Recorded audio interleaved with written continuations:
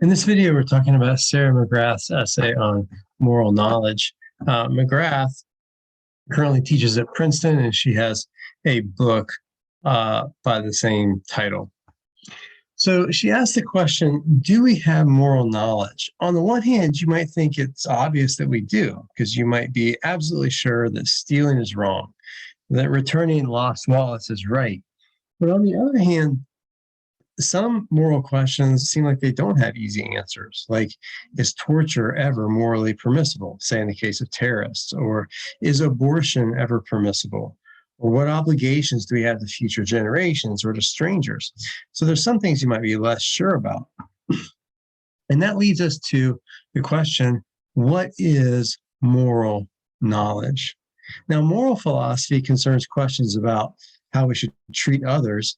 Epistemology has to do with questions of knowledge. How do we know? So moral epistemology addresses these questions like, where does moral knowledge come from? How can we get answers to our moral questions? What do we do about moral disagreements? So there's three possible sources of moral knowledge that McGrath wants to look at. And the first is empirical or observation-based methods. And these are methods that work so well in science, seemingly. It seems like in morality also, our moral claims do frequently depend on empirical knowledge. So for example, when you say it's wrong to encourage children to smoke, you're probably saying that because you know, based on observation, that smoking is harmful to your health. So empirical knowledge has a role to play. However, you're not going to be able to get, it seems, moral claims directly and exclusively from empirical observation, because your argument is also going to depend on a further moral premise. That is, that it's wrong to encourage children to do things that are detrimental to their health. Observation alone can tell you that smoking is going to hurt their health, but observation alone won't tell you that it's wrong to encourage people to do things that hurt their health. So it seems like empirical methods won't be sufficient. That leads to, well, there are also further objections, rather, to empirical methods. One of the most famous of these objections comes from G.E. Moore, an early 20th century analytic philosopher, in his famous open question argument. Now, the open question argument is supposed to show that moral properties, like wrongness, are not empirically discoverable natural properties. It's very closely related to some of Hume's arguments that moral claims are not matters of fact or relations of ideas. It's very closely related to his argument that you can't get an ought from an is. It's closely related to Mackey's so-called argument from queerness, the metaphysical part of that. Here's how Moore's argument goes, though. First of all, he wants to distinguish between open and closed questions. And he wants to say that if we can intelligibly, sensibly ask some question, if it's a question that makes sense, then that question is open. Otherwise, we say that the question is closed. So, for example, if I ask the question, is Bob the Bachelor rich? That's an open question because it makes sense to ask it. Maybe he is, maybe he's not. However, if I ask, is Bob the Bachelor married? That's not an open question. Just conceptually, by definition, if he's a bachelor, he's not married. So that's not an open question.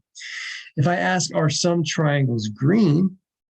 That seems like an open question. Maybe they are, maybe they're not. If I ask, are some triangles four-sided? Well, that makes no sense. That's not an open question. And here's what Moore wants to say. He wants to say it's always an open question whether an action is morally right or wrong. Now, he starts from a utilitarian concept that he's criticizing. So he says it's always an open question whether an action that, say, maximizes happiness is right or wrong. But you can plug in any other kind of definition of morality for that maximization of happiness. It's always an open question whether following God's law or whatever you want is right or wrong. So it would be sensible to say the following: I know that this will make the world happier, but is it the right thing to do? That's not like asking whether a bachelor is married. It seems like a perfectly sensible, open question. Or, I know that God forbids this, but is it really morally wrong? Again, Moore thinks that that's an open question. Or, I know that this action will harm me, but is it wrong? He thinks that those are all intelligible and non trivial questions. Okay, what does that prove, though? Well, here's the argument to bring it all together. If moral properties were somehow identical with natural properties, ordinary properties that we usually talk about, then it wouldn't be an open question whether actions that have those properties are right or wrong. It would be like asking whether bachelors are married or not. It would be a closed question. There'd be no doubt.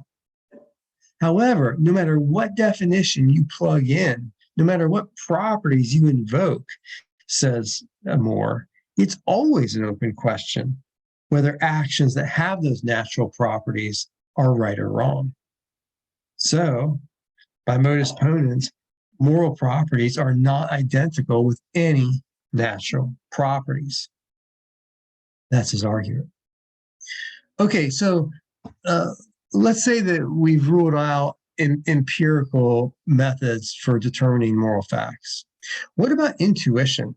What about just our gut instinct, right? As we've seen in some of our previous studies, David Enoch, who's a moral realist, he does rely on intuition as a source of moral knowledge, and so do other realists. But anti-realists typically take a pretty dim view of your moral intuitions. The fact that you have a strong gut feeling that something is true, they say, doesn't justify belief in that.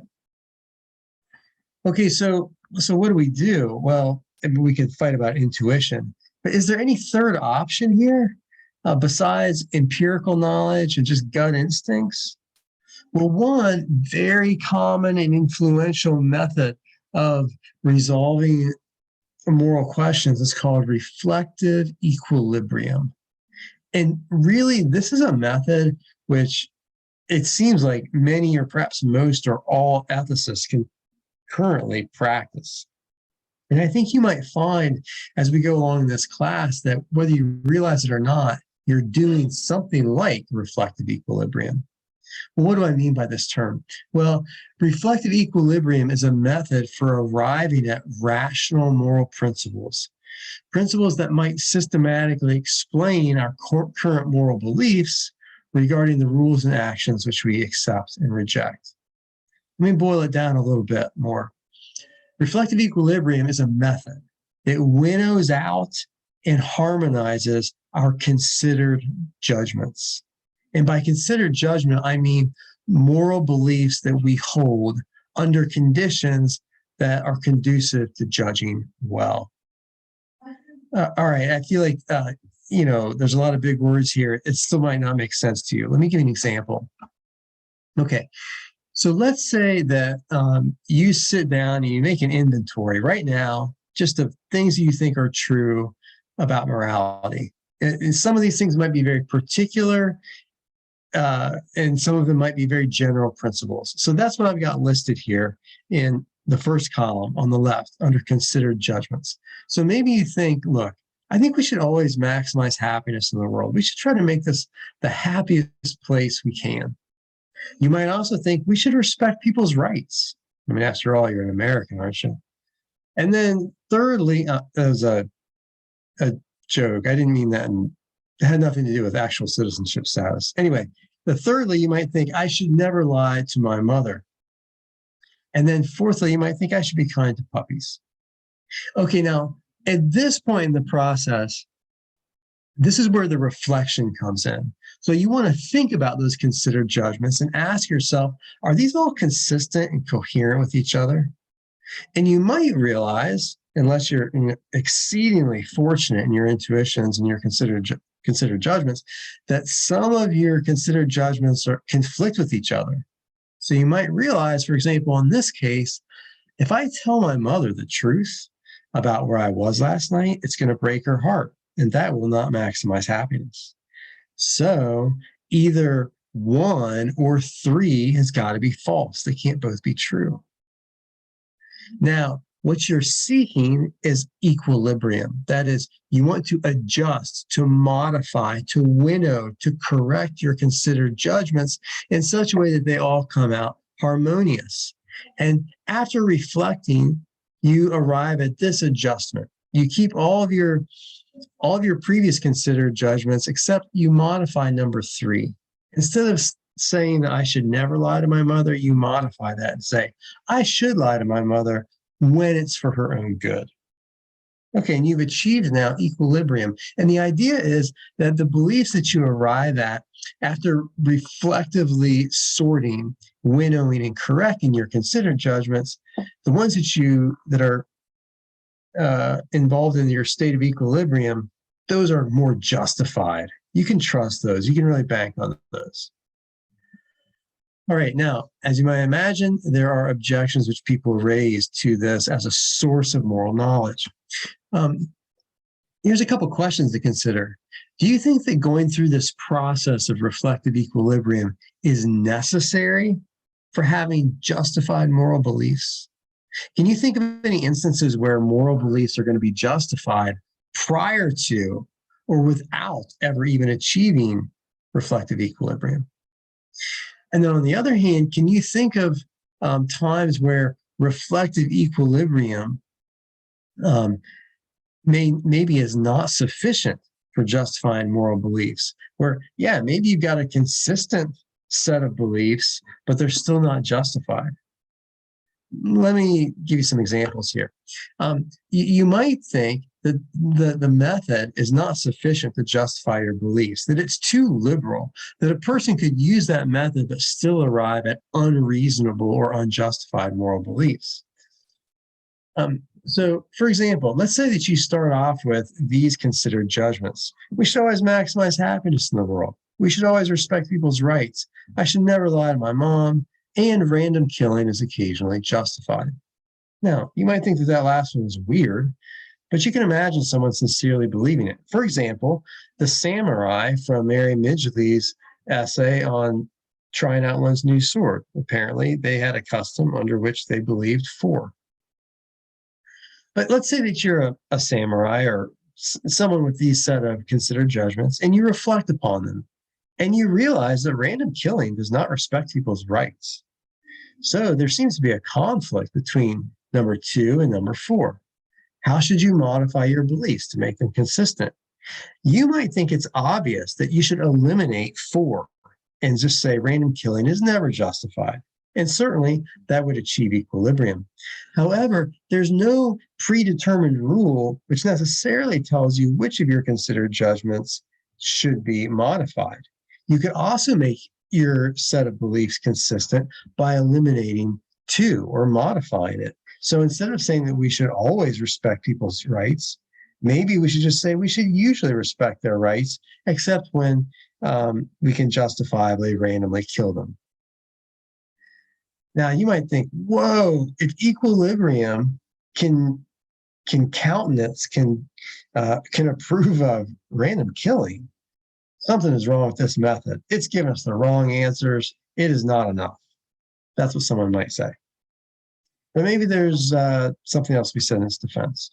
On the other hand, you might think the method is too strict and that you don't need to go through all that sorting and so forth to know really obvious things, such as that racism is wrong. Now, that's kind of the state of the field, or some major trajectories in the field when it comes to sources of moral knowledge. In our next video, we will talk about other challenges to moral knowledge as if we didn't have problems enough.